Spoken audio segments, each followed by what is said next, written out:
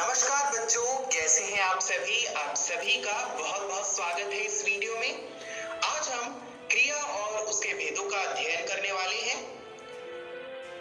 आप सभी अपनी पूरी दिनचर्या में कुछ ना कुछ करते ही होंगे। अक्सर आपसे ये सवाल जरूर पूछा जाता होगा कि आज आपने क्या क्या किया। अगर आप उस सवाल के जवाब देने जाएं, तो आप बहुत से ऐसे शब्दों का प्रयोग करेंगे जिसे क्रिया कहते हैं। क्या होती है क्रिया और क्रिया का कितना महत्व है व्याकरण में और उसके कितने भेद होते हैं, आइए आज की इस वीडियो में उसका अध्ययन करते हैं। जानते हैं इस वीडियो के विषय बिंदु। आज की इस वीडियो में हम सबसे पहले जानेंगे वाक्य संरचना, कि वाक्य की संरचना किस प्रकार होती है, वाक्य को किस प्रकार रचा जाता है। उसके आधार पर हम क्रिया का महत्व जानने का प्रयास करेंगे। इसके बाद हम क्रिया की परिभाषा के बारे में जान सकेंगे कि क्रिया किसे कहते हैं। इसके बाद हम क्रिया के भेदों के बारे में जानेंगे। तो विद्यार्थियों, तैयार हो जाइए, निकाल लीजिए अपनी कॉपी और कलम और महत्वपूर्ण बिंदुओं को लिखना ना भूलिए। आइए शुरू करते हैं ये वीडियो। तैयार हैं आप सभी? बहुत सी क्रिया करते होंगे। स्क्रीन पर जो क्रिया दिखाई जा रही है वो क्रिया है नाचना, चलना और सोना। यानी ये जितनी भी चीजें जो स्क्रीन पर दिखाई गई हैं, उससे कोई ना कोई काम करने का बोध हो रहा है और क्रिया का अर्थ ही होता है काम करना। तो यानी किसी भी कार्य को करने का बोध कराने वाले जो शब्द हैं वो क्रिया कहलाते हैं। आइए इसका आज हम विस्तृत अध्ययन करते हैं। सबसे पहले हम क्रिया का महत्व जानते हैं। हम सभी अब कुछ कुछ जानने लगे हैं कि क्रिया कहते किसे हैं, तो अब उसका महत्व जानना अति आवश्यक है। तो सबसे पहले देखिए, मैं कक्षा 9 में पढ़ता हूं, ये एक वाक्य है। अगला वाक्य है, तुम क्या कह रहे थे। अब यहां पर देखिए, पढ़ता हूं, कह रहे थे, ये सभी क्रियाएं हैं। यानी क्रिया के बिना कोई भी वाक्य पूरा नहीं हो सकता।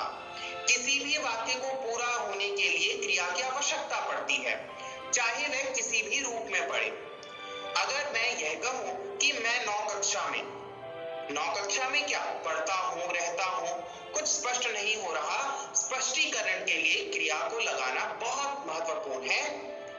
आइए अब हम जानते हैं कि क्रिया कहते किसे हैं। क्रिया की परिभाषा यह है कि किसी काम के होने या करने का बोध कराने वाले शब्दों को क्रिया कहते हैं।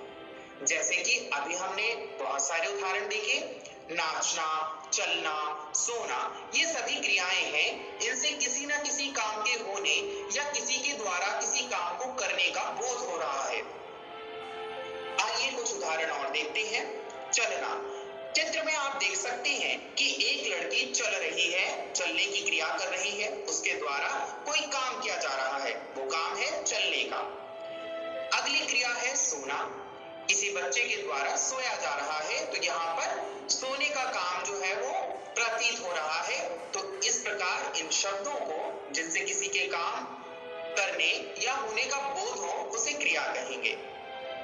आइए अब हम वाक्य रचना में क्रिया के महत्व को समझने का प्रयास करते हैं। किसी भी वाक्य को रचने के लिए हमें कर्ता, कर्म और क्रिया की आवश्यकता होती है। कर्ता को हम सब्जेक्ट अंग्रेजी में कहते हैं, कर्म को हम ऑब्जेक्ट कहते हैं और क्रिया को हम वर्ब कहते हैं। विद्यार्थियों, आपको यह चिन्ह याद रखने हैं। एस फॉर सब्जेक्ट, सब्जेक्ट का मतलब कर्ता यानी किसी कार्य को करने वाला, इसके बारे में अभी हम अध्ययन करेंगे। कर्म, कर्म यानी ऑब्जेक्ट जिसका सिंबल होगा ओ, और वी यानी वर्ब, वर्ब का मतलब क्रिया। यहां पर कर्ता किसी काम को करने वाला है, सब्जेक्ट, और कर्म यानी ऑब्जेक्ट वो तत्व है जिस पर क्रिया का प्रभाव पड़ता है। अभी हम इसे और विस्तृत रूप से समझेंगे एक उदाहरण से।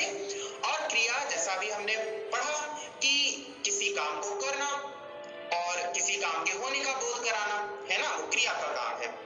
तो हम कह सकते हैं कि वाक्य संरचना में क्रिया का अति महत्व होता है। अब देखिए, उदाहरण देखिए, मयंक पुस्तक पढ़ता है।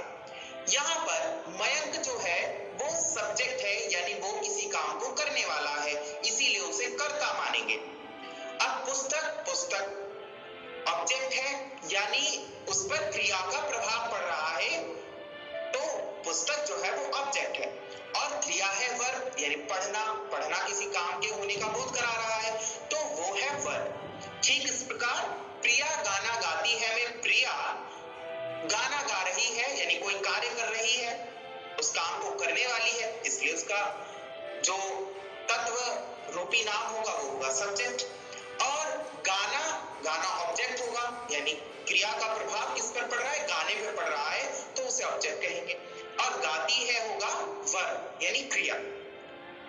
आइए अब हम सब्जेक्ट ऑब्जेक्ट वर्ब यानी कर्ता कर्म और क्रिया के क्रम को समझने के बाद क्रिया के आधारभूत सिद्धांतों को समझने का प्रयास करते हैं।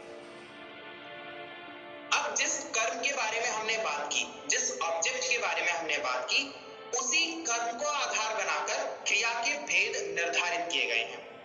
क्रिया के भेद प्रयोग के आधार पर भी होते हैं, है ना। क्रिया के कई सारे भेद कई आधारों पर होते हैं, पर यहाँ पर हम क्रिया के कर्म के आधार पर भेद पढ़ेंगे, जो कि हमारी जो पाठ्यचर्या है, जो हमारा पाठ्यक्रम है, उसमें भी संकलित है। क्रिया के कर्म के आधार पर दो भेद होते हैं। सबसे पहला होता है अकर्मक और दूसरा होता है सकर्मक। अब अकर्मक और सकर्मक क्रिया में सामान्यतः यह अंतर है कि अकर्मक क्रिया का अर्थ होता है कर्म के बिना, यानी क्रिया जब बिना कर्म के प्रयोग की जाती है, यानी वर्ब जब विदाउट ऑब्जेक्ट के यूज किया जाता है, यानी उसमें कोई ऑब्जेक्ट नहीं होता, किसमें, वाक्य में, तो वहां पर अकर्मक क्रिया होती है। आइए अब हम सकर्मक क्रिया की बात करते हैं। सकर्मक क्रिया में क्रिया अपने कर्म के साथ उपस्थित होती है, यानी वाक्य में क्रिया के साथ कर्म का भी प्रयोग होगा। यहाँ पर हमने वाक्य संरचना के जिन तत्वों का अध्ययन किया था, यानी सब्जेक्ट, ऑब्जेक्ट और वर्ब यानी कर्ता, कर्म और क्रिया, तीनों ही तत्वों का प्रयोग होगा। पर अकर्मक क्रिया में बस सब्जेक्ट और वर्ब यानी कर्ता और क्रिया का ही प्रयोग होगा। विद्यार्थियों, मुझे आशा है कि आपने क्रिया की इस अवधारणा को समझ लिया होगा। आइए अब हम जानते हैं कि आज की इस वीडियो में हमने क्या सीखा। आज की इस वीडियो में हमने जाना कि क्रिया किसे कहते हैं। क्या आप सभी को याद है कि क्रिया किसे कहते हैं? बिल्कुल सही, किसी कार्य के होने या करने का बोध कराने वाले शब्द क्रिया कहलाते हैं। बिल्कुल सही। आज हमने जाना कि वाक्य संरचना क्या होती है, यानी वाक्य को रचते समय जिन तत्वों की आवश्यकता होती है उसे हमने जाना। वे तत्व हैं कर्ता, कर्म और क्रिया। कर्ता को अंग्रेजी में सब्जेक्ट कहते हैं, कर्म को अंग्रेजी में ऑब्जेक्ट कहते हैं, क्रिया को अंग्रेजी में वर्ब कहते हैं।